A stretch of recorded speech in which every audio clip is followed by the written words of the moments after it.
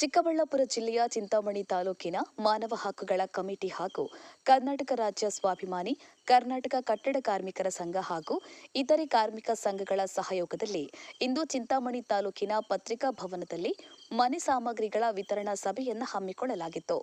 ಈ ಕಾರ್ಯಕ್ರಮವನ್ನು ಉದ್ದೇಶಿಸಿ ಮಾತನಾಡಿದ ಮಾನವ ಹಕ್ಕುಗಳ ಕಮಿಟಿಯ ಸಂಸ್ಥಾಪಕರಾದ ಸಿಎಂ ಬೈರೇಗೌಡ ಅವರು, ಚಿಕ್ಕಬಳ್ಳಾಪುರ ಜಿಲ್ಲೆಯಲ್ಲಿ 10,000 ಮನೆಗಳ ನಿರ್ಮಾಣ ಮಾಡುವುದಾಗಿ ಹೇಳಲಾಗಿದೆ.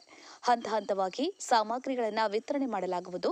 ಈ ಜಿಲ್ಲೆಯಲ್ಲಿರುವ ಎಲ್ಲಾ ವರ್ಗದ ಕಡುಬಡವರಿಗೆ ಈ ಅವಕಾಶವನ್ನು ಕಲ್ಪಿಸಲಾಗಿದೆ ಎಂದರು.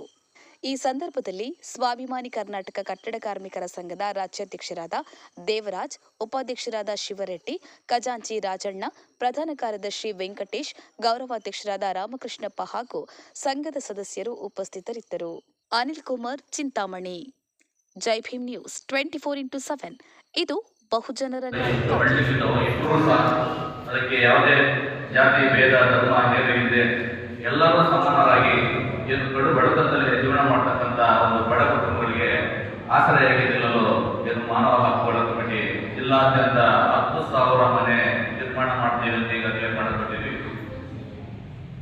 ಈಗಾಗಲೇ ಶಿಡ್ಲಘಟ್ಟ ತಾಲೂಕಿನಲ್ಲಿ ಸುಮಾರು 73ಕ್ಕೂ ಹೆಚ್ಚು ಮನೆಗಳಿಗಾಗಲೇ ಒಂದು ಹಂತದಲ್ಲಿ ಈಗಾಗಲೇ ಮುಗಿತಾ ಬರ್ತಾ ಇದ್ದಾರೆ. ಶಿಡ್ಲಘಟ್ಟ ತಾಲೂಕು ಮತ್ತೆ ಚಿಂತಾಮಣಿ ಗಡಿ ಭಾಗದಲ್ಲಿರ್ತಕ್ಕಂಥ ಊರುಗಳು ಸಹ ಈಗಾಗಲೇ ಸಮೀಕ್ಷೆ ಮಾಡಿದ್ದೀವಿ. ಸಮೀಕ್ಷೆ ಮಾಡಿ ಈಗ ನಾವು ಹಳ್ಳಿ ಭಾಗದಲ್ಲೆಲ್ಲ ಭೇಟಿ ಕೊಟ್ಟಾಗ ಅರ್ಧ ಚಿಂತಾಮಣಿ, ಇನ್ನೊಂದು ಅರ್ಧ ಶಿಡ್ಲಘಟ್ಟ ಅಂತ ಹೇಳ್ತಾ ಇದ್ದಾರೆ. ಈ ಕೆಲವೇನು ಈ ವೋಟಿಂಗ್ ಪವರ್ ಅಂತ ಹೇಳ್ತಾರಲ್ಲ, ಈ ವೋಟಿಂಗ್ ಪವರ್ ಹೋಗ್ಬಿಟ್ಟು ಶಿಡ್ಲಘಟ್ಟ ಆಗ್ತಾ ಇರುತ್ತೆ. ಬಟ್ ಅವರು ಇರೋದು ಚಿಂತಾಮಣಿ ತಾಲೂಕು.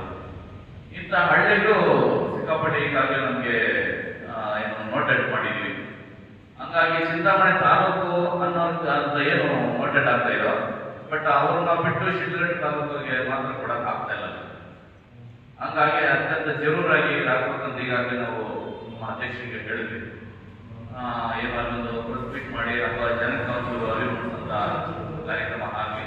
ಯಾರು ಜನಕರಿದ್ದಾರೋ ಈ ಟೋಟಲ್ ಆಗಿ ಚಿಕ್ಕಬಳ್ಳಾಪುರ ಜಿಲ್ಲೆಯನ್ನ ಗುಡಿಸಲು ಮುಕ್ತ ಜಿಲ್ಲೆ ಮಾಡಬೇಕಂತ ಹೊರಟಿದ್ದೀವಿ.